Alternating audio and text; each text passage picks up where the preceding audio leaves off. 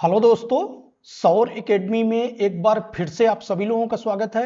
हमारी GK GS की classes continue चल रही हैं। उसी के एक महत्वपूर्ण पार्ट वर्ल्ड ज्योग्राफी के ब्रह्मांड खंड के महत्वपूर्ण प्रश्नों को देखेंगे। ये आपके आगामी आने वाली सभी परीक्षाओं के लिए इंपॉर्टेंट होंगे। इसमें बहुत सारे प्रश्न प्रीवियस ईयर से उठाए गए हैं और कुछ प्रश्न नए लिए गए हैं। तो चलिए सेशन को शुरू करते हैं और देखते हैं आज के प्रश्नों को। आज कौन कौन से प्रश्न लिए गए हैं। आज का जो पहला प्रश्न है, पार्थिव ग्रहों की संख्या कितनी है। पार्थिव ग्रह या इसी में प्रश्न पूछा जाए आंतरिक ग्रह, इनकी संख्या कितनी है। तो सूर्य के निकटतम जो ग्रह हैं, सूर्य के निकटतम 4 ग्रह हैं, उनको पार्थिव ग्रह कहा जाता है और इनकी संख्या कितनी है, 4 है। वो कौन कौन से ग्रह हैं, बुध, शुक्र, पृथ्वी और मंगल। ये 4 ग्रह हैं जिनको पार्थिव ग्रह या आंतरिक ग्रह कहते हैं। तो इनकी संख्या कितनी हो गई, 4। इसके अलावा जो अन्य 4 ग्रह हैं, बृहस्पति, शनि, अरुण और वरुण, ये कौन से ग्रह कहलाते हैं, तो ये बाह्य ग्रह कहलाते हैं। सारे फैक्ट इंपॉर्टेंट है, इनको नोट कर लीजिए। अगला प्रश्न है, सौर मंडल का सबसे ऊंचा पर्वत निक्स ओलंपिया किस ग्रह में स्थित है। तो सबसे पहला प्रश्न यही है कि सौर मंडल का सबसे ऊंचा पर्वत कौन सा है, तो निक्स ओलंपिया है और ये किस ग्रह में स्थित है। यहां पे ऑप्शन में देखें, मरकरी, मंगल, शुक्र या प्लूटो। तो कौन से ग्रह में है, ये मंगल ग्रह में है। कौन से ग्रह में, मंगल ग्रह में है। और ये जो वर्तमान माउंट एवरेस्ट पर्वत है उससे 3 गुना ऊंचा है। तो इस फैक्ट को भी याद रखिए। एक फैक्ट इसमें और इंपॉर्टेंट हो जाता है, सौर मंडल का सबसे बड़ा ज्वालामुखी ओलिपस मैसी, ये नाम याद रखिएगा, ओलिपस मैसी। ये भी कहां पे है, मंगल ग्रह में है। इसके अलावा मंगल ग्रह को लाल ग्रह कहा जाता है, आयरन ऑक्साइड के कारण लाल ग्रह कहा जाता है। इसके 2 उपग्रह हैं, कौन कौन से, डीमोस और फोबोस। तो इन नामों को भी याद रखिए, 2 उपग्रह हैं, डीमोस और फोमोस। डीमोस सौर मंडल का सबसे छोटा उपग्रह है। निम्न में से सौर मंडल का भाग नहीं है। सौर मंडल का निम्न में से भाग नहीं है, तो सबसे पहले समझ लेते हैं कि सौर मंडल क्या है। तो सूर्य के चारों ओर जो ग्रह हैं, उपग्रह हैं, क्षुद्र ग्रह, धूमकेतु, उल्कापिंड, ये सभी मिलकर सौर मंडल का निर्माण करते हैं। यहां पे ऑप्शन में देखें, सौर मंडल का भाग नहीं है पूछा गया है। क्षुद्र ग्रह, धूमकेतु, ग्रह, ये तीनों के तीनों सौर मंडल के भाग हैं। निहारिका जो है ये सौर मंडल का भाग नहीं है। ये हाइड्रोजन, हीलियम और आयनित गैसों का बना हुआ एक बादल है। तो यहां पे राइट आंसर क्या हो जाएगा, निहारिका, नेबुला। अगला प्रश्न है, निम्नलिखित में से किन 2 ग्रहों को छोड़कर शेष सभी ग्रह सूर्य के चारों ओर वामावर्त घूमते हैं। 2 ग्रह हैं जो दक्षिणावर्त घूमते हैं, क्लॉकवाइज, और बाकी सारे ग्रह हैं वो वामावर्त घूमते हैं। तो वो 2 ग्रह कौन से हैं जो वामावर्त नहीं घूमते, दक्षिणावर्त घूमते हैं। यहां पे ऑप्शन में देखें, बुध और शनि, अरुण वरुण, पृथ्वी शुक्र और अरुण। तो कौन से ग्रह हैं, ये शुक्र और अरुण, ये पूर्व से पश्चिम की दिशा में घूमते हैं, दक्षिणावर्त। तो राइट आंसर क्या हो जाएगा, डी हो जाएगा। अगला प्रश्न देख लेते हैं, अंतरिक्ष में कुल कितने तारामंडल हैं। अंतरिक्ष में कुल कितने तारामंडल हैं। यहां पे ऑप्शन में देखें, 87, 88, 89 या 90। तो कितने तारामंडल हैं, 90 हैं, 89 है। कितने तारामंडल हैं, 89 है। राइट आंसर क्या हो जाएगा, सी हो जाएगा। तारामंडल क्या कहलाता है, तो सितारों का एक समूह होता है जो एक विशेष आकृति का निर्माण करता है। इसे क्या कहते हैं, तारामंडल कहते हैं। इनकी संख्या कितने हैं, 89। सबसे बड़ा तारामंडल हाइड्रा है, नाम याद रखिएगा, हाइड्रा सबसे बड़ा तारामंडल है। और सबसे छोटा तारामंडल क्रैक्स। तो इस नाम को भी याद रखिएगा, दोनों फैक्ट इंपॉर्टेंट है। मध्य रात्रि का सूर्य किस क्षेत्र में दिखाई देता है। मध्य रात्रि का सूर्य किस क्षेत्र में दिखाई देता है। यहां पे ऑप्शन में देखें, भूमध्य सागरी, भूमध्य रेखी, आर्कटिक या कर्क रेखा। तो कहां पे दिखाई देता है, ये आर्कटिक में। मध्य रात्रि का सूर्य कहां पे दिखाई देता है, आर्कटिक में। राइट आंसर क्या हो जाएगा, सी हो जाएगा। एक ग्रह या अन्य खगोलीय पिंडों की अपने कक्ष में से सूर्य से अधिकतम दूरी को क्या कहते हैं। कोई भी ग्रह हो या कोई भी खगोलीय पिंड हो, उसकी अपने अक्ष से सूर्य से अधिकतम दूरी पूछा गया है, या न्यूनतम दूरी भी पूछा जा सकता है। तो सूर्य से अधिकतम दूरी को अपसौर कहा जाता है। क्या कहा जाता है, अपसौर कहा जाता है। और सूर्य से न्यूनतम दूरी को क्या कहा जाता है, यदि न्यूनतम पूछता है तो उपसौर कहा जाता है। तो यहां पे पूछा गया अधिकतम दूरी, तो राइट आंसर क्या हो जाएगा? अपसौर हो जाएगा बी। यदि न्यूनतम पूछता है तो राइट आंसर क्या हो जाएगा? उपसौर हो जाएगा। दोनों ही फैक्ट इंपॉर्टेंट है, दोनों को नोट कर लीजिए। इसके अलावा जो पृथ्वी का अपसौर की स्थिति होती है वो क्या कब होती है? 4 जुलाई को। पृथ्वी सूर्य से अधिकतम दूरी 4 जुलाई को होता है और 3 जनवरी को न्यूनतम दूरी होता है उपसौर। तो दोनों डेट इंपॉर्टेंट है, 4 जुलाई और 3 जनवरी। निम्नलिखित में से कौन सा ग्रह सूर्य के चक्कर लगाने में सबसे कम समय लेता है? यहां पे पूछा गया है सूर्य कौन सा ग्रह है जो सूर्य के चक्कर लगाने में सबसे कम समय लगता है। तो सूर्य का जो निकटतम ग्रह है वो कौन सा है? बुध है, और यही सबसे कम समय लगता है। ये 88 दिन में एक चक्कर पूरा करता है सूर्य के चारों तरफ। तो राइट आंसर क्या हो जाएगा? बुध हो जाएगा। इसके अलावा पूछे सबसे अधिकतम समय कौन लेता है, तो वो कौन लेता है? वरुण, नेपच्यून। अधिकतम समय पूछे तो वरुण और न्यूनतम समय पूछे तो बुध। सूर्य के प्रकाश को पृथ्वी तक पहुंचने में कितना समय लगता है? सूर्य का प्रकाश जो है पृथ्वी तक पहुंचने में कितना समय लेता है? 8 minute 6 second, 8 minute 12 second, 8 minute 16.6 second या 8 मिनट 20 सेकंड। तो कितना लेता है? ये 8 मिनट 16.6 सेकंड लेता है। कितना लेता है? 8 minute 16.6 second. Right answer C हो जाएगा।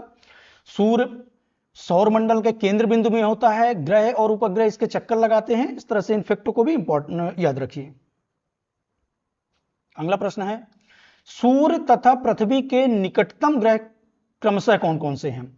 सूर्य और पृथ्वी के निकटतम ग्रह पूछा गया है। तो सूर्य से जो ग्रहों का क्रम के आधार पर है, तो सबसे पहला ग्रह है बुध, शुक्र, पृथ्वी, मंगल, बृहस्पति, शनि, अरुण और वरुण। ये ग्रहों का क्रम है सूर्य से दूरी के आधार पर। यहां पे पूछा गया है सूर्य का निकटतम, तो सूर्य का निकटतम कौन सा है? बुध है। और पृथ्वी का निकटतम कौन सा है? ये पृथ्वी है। पृथ्वी का निकटतम कौन सा है? शुक्र है। तो बुध, सूर्य का निकटतम बुध हो गया और पृथ्वी का निकटतम शुक्र हो गया। तो राइट आंसर क्या हो जाएगा? बुध और शुक्र। राइट आंसर ए हो जाएगा। ये 4 ग्रह पार्थिव ग्रह या आंतरिक ग्रह कहलाते हैं। ये 4 ग्रह क्या कहलाते हैं? बाह्य ग्रह कहलाते हैं। तो इस फैक्ट को भी याद रखिए। हमारे सौर मंडल के निम्नलिखित में से किस ग्रह का द्रव्यमान न्यूनतम होता है? सौर मंडल में जितने ग्रह हैं उसमें से किसका द्रव्यमान न्यूनतम होता है? यहां पे ऑप्शन में देखें, शुक्र, बुध, मंगल, वरुण। तो किसका न्यूनतम होता है? यह बुध का न्यूनतम होता है। और अधिकतम पूछे तो बृहस्पति का। पृथ्वी अपने अक्ष पर एक चक्कर कितने समय में पूरा करती है? पृथ्वी अपने अक्ष पर एक चक्कर कितने समय में पूरा करती है? 24 घंटे में, 23 घंटे 56 मिनट 4 सेकंड, 23 घंटे 46 मिनट या 23 घंटे में। तो कितने समय में? यदि घूर्णन पूछे, दैनिक गति पूछे या परिभ्रमण पूछे, ये सभी के सभी पृथ्वी अपने अक्ष पर कितने समय में पूरा करती है? 23 घंटे 56 मिनट और 4 सेकंड में। कितना समय लेती है? 23 घंटे 56 मिनट और 4 सेकंड। घूर्णन गति, दैनिक गति या परिभ्रमण। सौर मंडल का सबसे बड़ा ग्रह कौन सा है? सौर मंडल का सबसे बड़ा ग्रह कौन सा है? यहां पे ऑप्शन में देखिए, बृहस्पति, अरुण, पृथ्वी और शुक्र। तो कौन सा है? बृहस्पति है। इसको शीतकालीन ग्रह भी कहा जाता है।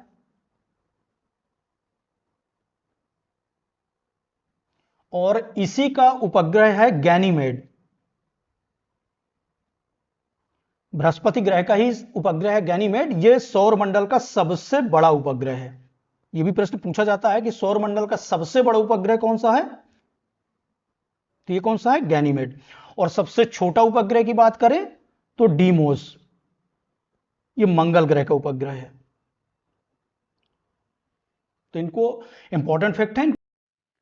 अगला प्रश्न देख लेते हैं, सी ऑफ ट्रैंक्विलिटी कहां पर है? सी ऑफ ट्रैंक्विलिटी कहां पर स्थित है? ऑप्शन में देखें, पृथ्वी, चंद्रमा, शनि और शुक्र। तो ये कहां पे स्थित है? ये चंद्रमा में स्थित है। चंद्रमा का जो पहला चंद्रयान मिशन था अपोलो 11 उसका लैंडिंग स्थल है। लैंडिंग स्थल को किस नाम से जाना जाता है? सी ऑफ ट्रैंक्विलिटी के नाम से जाना जाता है। इसके अलावा चंद्रमा का परिक्रमण काल और परिभ्रमण काल दोनों सेम है, 27 दिन है। और चंद्रमा पर पहले व्यक्ति जिसने कदम रखा था नील आर्मस्ट्रांग है, 1969 में, 1969 में इन्होंने कदम रखा था। तो इस तरह से इनफैक्ट को भी नोट कर लीजिए। अगला प्रश्न है, जब चंद्रमा पृथ्वी और सूर्य के बीच में आ जाता है तो उस समय किस प्रकार का ग्रहण होता है? थोड़ा सा डायग्राम को समझ लेते हैं। जब चंद्रमा सूर्य और पृथ्वी के बीच में आता है, सूर्य हो गया, पृथ्वी हो गया, इनके बीच में चंद्रमा आ जाता है तो कौन सी स्थिति कहलाता है? ये सूर्य ग्रहण की स्थिति होती है। और जब सूर्य और चंद्रमा के बीच में पृथ्वी आ जाती है तो ये कौन सी स्थिति कहलाती है? ये किस स्थिति, इस स्थिति को क्या कहते हैं? चंद्र ग्रहण। चंद्र ग्रहण में सूर्य और चंद्रमा के बीच में पृथ्वी आ जाती है और सूर्य और पृथ्वी के बीच में चंद्रमा आ जाता है तो ये सूर्य ग्रहण की स्थिति कहलाती है। तो यहां पे पूछा गया है पृथ्वी और सूर्य के बीच में चंद्रमा आ जाता है तो वो कौन सा ग्रहण कहलाता है? ये सूर्य ग्रहण कहलाता है। राइट आंसर क्या हो जाएगा? बी हो जाएगा। शुक्र अपने अक्ष के से तक घूमता है। शुक्र अपने अक्ष से किस दिशा की ओर घूमता है? ऑप्शन में देखें, उत्तर दक्षिण पश्चिम, उत्तर दक्षिण, पूर्व पश्चिम या पश्चिम पूर्व। तो कौन सी दिशा की ओर घूमता है? ये पूर्व और पश्चिम दिशा की ओर घूमता है। क्लॉकवाइज घूमता है, दक्षिणावर्त।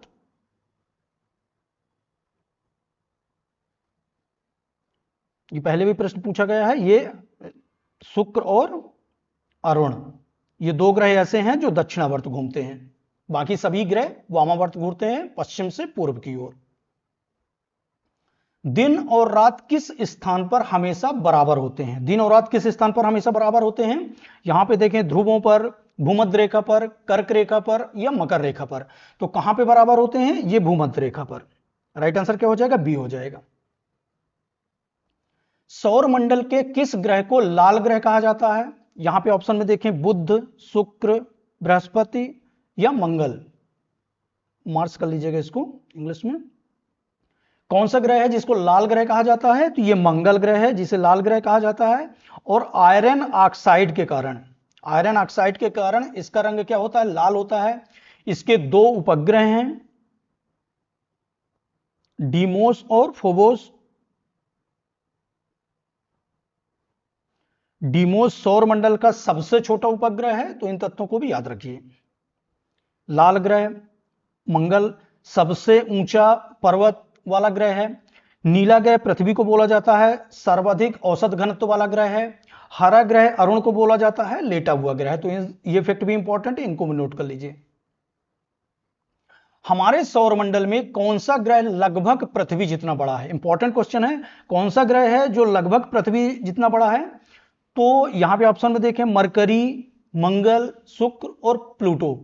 इसमें से जो शुक्र ग्रह है ये पृथ्वी के समान आकार और द्रव्यमान में, दोनों में ही पृथ्वी के समान है, इसलिए पृथ्वी की जुड़वा बहन भी बोला जाता है।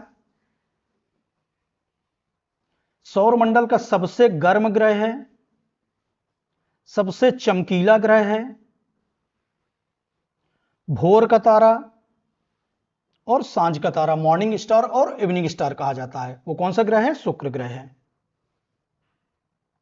पृथ्वी और शुक्र आकार और द्रव्यमान में समानता के कारण पृथ्वी की जुड़वा बहन कहा जाता है। भोर का तारा या सांझ का तारा कहा जाता है। सर्वाधिक चमकीला और गर्म ग्रह है। सौरमंडल का जितने भी ग्रह हैं उसमें सबसे गर्म ग्रह यही शुक्र ग्रह है। सौरमंडल का दूसरा सबसे बड़ा ग्रह कौन सा है? पहला प्रश्न बनता है कि पहला सबसे बड़ा ग्रह कौन सा है, तो वो बृहस्पति है। सौरमंडल का सबसे बड़ा ग्रह कौन सा है? बृहस्पति है। यहां पे पूछा गया है सौरमंडल का दूसरा सबसे बड़ा ग्रह कौन सा है, तो ये शनि है। कौन सा ग्रह है? शनि है। शनि का एक महत्वपूर्ण प्रश्न ये भी बनता है, उसका उपग्रह टाइटन, टाइटन नाम का सबसे बड़ा उपग्रह है। वलयों वाला ग्रह है, इसके चारों तरफ वलय हैं, इसलिए वलयों वाला ग्रह भी बोला जाता है। इस तरह से इन फैक्टों को भी नोट कर लीजिए। ब्रह्मांड की उत्पत्ति से संबंधित बिग बैंग का सिद्धांत का प्रतिपादन किसने किया था? सबसे पहला प्रश्न यही बनता है कि बिग बैंग सिद्धांत किससे संबंधित है, तो ब्रह्मांड की उत्पत्ति से संबंधित है। और ये सिद्धांत का प्रतिपादन किसने किया था? ऑप्शन में देखें, विलियम हर्शेल, हैसबैथ, जॉर्ज लेमेंथियर या ये सभी। तो कौन है? ये जॉर्ज लेमेंथियर। जॉर्ज लेमेंथियर 1927 में एक सिद्धांत दिया था, विस्फोटक सिद्धांत, जिसे बिग बैंग सिद्धांत कहा जाता है, और ये किससे संबंधित है? तो ब्रह्मांड की उत्पत्ति से संबंधित है। कौन है इसके प्रतिपादक? जॉर्ज लेमेंथियर। तो राइट आंसर क्या हो जाएगा? सी हो जाएगा। सूर्य तथा पृथ्वी की न्यूनतम दूरी किस तिथि को पाई जाती है? अभी हमने देखा था कोई भी खगोलीय पिंड है वो सूर्य से न्यूनतम दूरी क्या कहलाता है? उपसौर। अधिकतम दूरी क्या कहलाता है? अपसौर। यहां पे पूछा गया है न्यूनतम दूरी, मिनिमम डिस्टेंस, तो वो कौन सा है? 3 जनवरी है न्यूनतम दूरी। सूर्य और पृथ्वी की न्यूनतम दूरी होती है 1470 लाख किलोमीटर की दूरी होती है। यदि इसके अधिकतम दूरी की बात करें, यह भी प्रश्न पूछा जाता है कि सूर्य और पृथ्वी की अधिकतम दूरी किस तिथि को होती है? तो वो 4 जुलाई को होती है, और इस दिन सूर्य पृथ्वी से 15-10 लाख वर्ग किलोमीटर होता है। तो ये फैक्ट को भी याद रखिए। न्यूनतम दूरी को अपसौर बोलते हैं, वो 3 जनवरी को होता है, और अधिकतम दूरी को, न्यूनतम दूरी को उपसौर बोलते हैं और अधिकतम दूरी को अपसौर बोलते हैं। अपसौर की स्थिति कब होती है? 4 जुलाई को, और उपसौर की स्थिति कब होती है? 3 जनवरी को। तो दोनों ही फैक्ट इंपॉर्टेंट है। न्यूनतम पूछे 3 जनवरी और अधिकतम पूछे तो 4 जुलाई।